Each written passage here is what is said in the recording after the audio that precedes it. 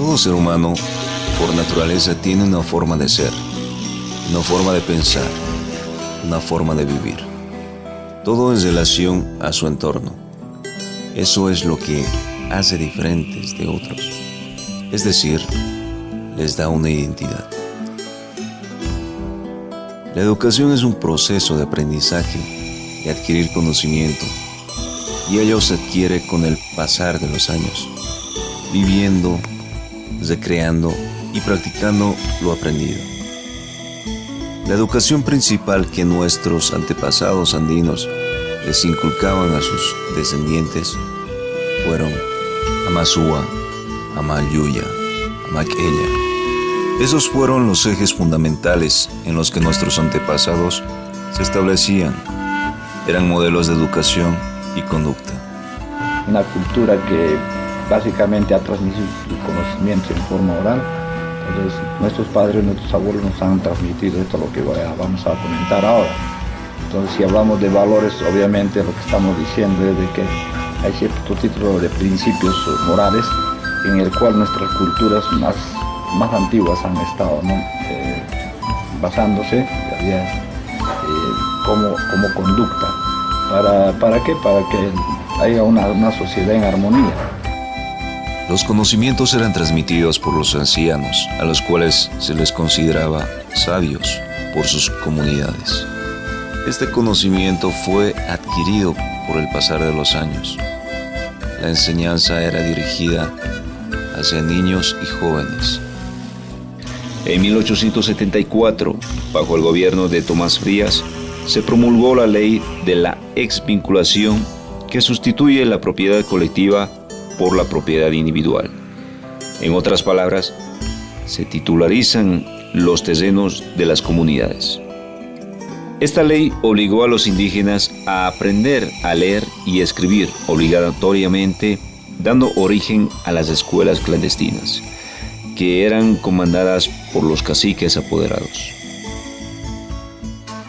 Tras la demanda de los caciques apoderados en las escuelas clandestinas en el año 1905, bajo el gobierno de Ismael Montes, se promulgó una ley que establecía la creación de escuelas ambulantes para las comunidades indígenas.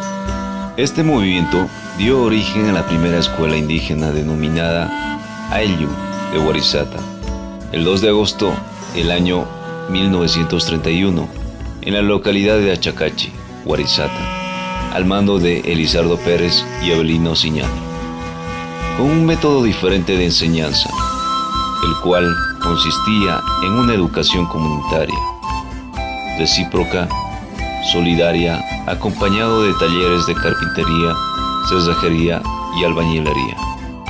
La educación se realizaba de forma bilingüe, aymara y castellano. Es una escuela en comunidad, se hace un trabajo en comunidad sociocomunitario. Entonces, ellos, ¿quiénes decidían ahí? Decidían los amautas, ¿no? Que se llaman los amautas, decidían qué es lo que deberían hacer con la educación, ¿no? De educación, entonces por eso lo han hecho comunitario y más práctico. Ellos lo llevaban, la educación lo trabajaban en el cerro, en sus parcelas. Entonces es lo que dice la escuela de En la escuela no existían las vacaciones, se trabajaba todo el año en relación al calendario productivo de la comunidad. Las labores no terminaban pasado el mediodía. Como se acostumbra en el sistema actual, siempre había alumnos y maestros trabajando hasta el anochecer. Un año no era igual del otro, porque los asuntos cambiaban. Ese fue un motivo para que se les acuse a los maestros por no tener una planificación anual. En 1940, las convulsiones políticas y las constantes presiones del gobierno oligárquico determinó la destrucción de Warisata. También se inicia la persecución de los hacendados en contra de Avelino Siñani. Lo echan, lo encarcelan y lo expulsan de la comunidad. Por otra parte, Elizardo Pérez fue tomado preso y acusado de delincuente. En 1955 se promulgó el Código de la Educación Boliviana, modificando la estructura que ya estaba establecida. Se consolida la existencia de dos sistemas educativos, una educación rural y urbana. Esta reforma educativa ha provocado un incremento de escuelas en las comunidades campesinas. Este sistema educativo estuvo orientada a reproducir una sociedad estructurada. Por un lado, una educación restringida y por el otro, una educación rural que estaba destinada a que el campesino aprendiera a leer y a escribir. Mediante ello, integrarlo a la lógica del Estado-Nación. Con ello, la universalización de una sola cultura entre criollos y mestizos. En el año 2010, bajo el gobierno de Evo Morales, se promulgó el sistema educativo Elizardo Pérez Avelino Ciñani, que busca transformar esta concepción en base a una educación cuyos principios son promover una educación descolonizadora, una educación productiva, una educación sociocomunitaria y muy particularmente una educación intra e intercultural que sigue actualmente vigente. Un primer cambio ha sido de la educación tradicional, ahora es ya con sociocomunitario. Entonces es un cambio que se puede hacer si hacemos una comparación entre la 1565 y la 070. Entonces el cambio que antes era tradicional y ahora es sociocomunitario colectivo. Entonces esta ley implica a todos los actores educativos, como por ejemplo padres de familia, estudiantes y maestros. Por mucho tiempo la educación ha estado desvinculada de la historia, la realidad, las aspiraciones y cosmovisiones de los pueblos indígenas, teniendo más bien una orientación contraria a sus intereses e incluso a su desaparición.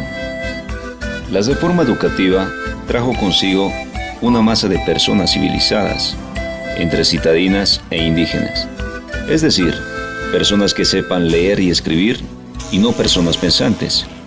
Es una educación que creó personas con un solo fin, el servir a la sociedad, no como personas, sino como máquinas. Se aplicaban métodos de castigos corporales con el fin de que el estudiante tenga la obligación de aprender. Yo cuando estuve estudiando aquí en Socas de Yeso, era el turno de la mañana, ¿no es cierto? Y ahí estudiábamos nosotros puro varones en ese tiempo, no había como hoy así mezclado. Hoy en día, como ya he visto, es realmente así mixto, ¿no? Mujeres, varones igual, unidos estaban, pero no era así más antes, era diferente la educación. El castigo era también bien estricto, en el curso nadie tenía que hablar, nadie. Pobre el que estaba hablando salía y se hacían castigar. Y el castigo era, fuera del aula, de rodillas sobre unos pepitas de durazno y una piedra le ponían encima. Y así con palmeta también castigaban una regla, tenía su orificio. Entonces si tenías una falta tenías que poner la mano. Si hacías esquivar te hacía agarrar con otros y de la palma quedía una ampollita. Así que los profesores bien estrictos, más que todos los padres de familia, miraban a los profesores con mucho respeto. Tenían que saludarles siempre, mucho respeto y siempre la enseñanza, como dicen, entra con sangre. Elizardo Pérez Avelino Ciñani. Este nuevo sistema trata de una enseñanza que permita y fomente el aprendizaje en la propia lengua, como un medio de afirmar la identidad de todos y cada uno de los bolivianos, orgullosos de su patrimonio multicultural, rescatando y fortaleciendo las lenguas originarias a través de la educación intercultural bilingüe.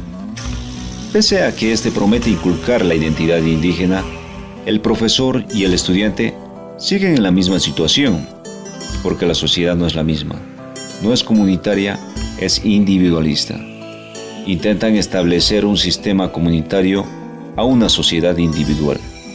No confío que ni un modelo, por eso estoy diciendo, ni siquiera la de nosotros, o sea, yo soy quechua y tendría que decir, bien, nuestra quechua, nuestra aymara, nuestras culturas andinas seremos un referente en el futuro y vamos a hegemonizar en el futuro. No, ese es un sueño. Si eso no se va a cumplir, yo no puedo hacer soñar a otra gente, porque no nos van a permitir hacer eso.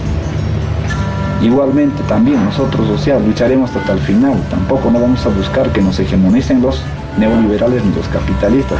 Es dicho lo mismo también.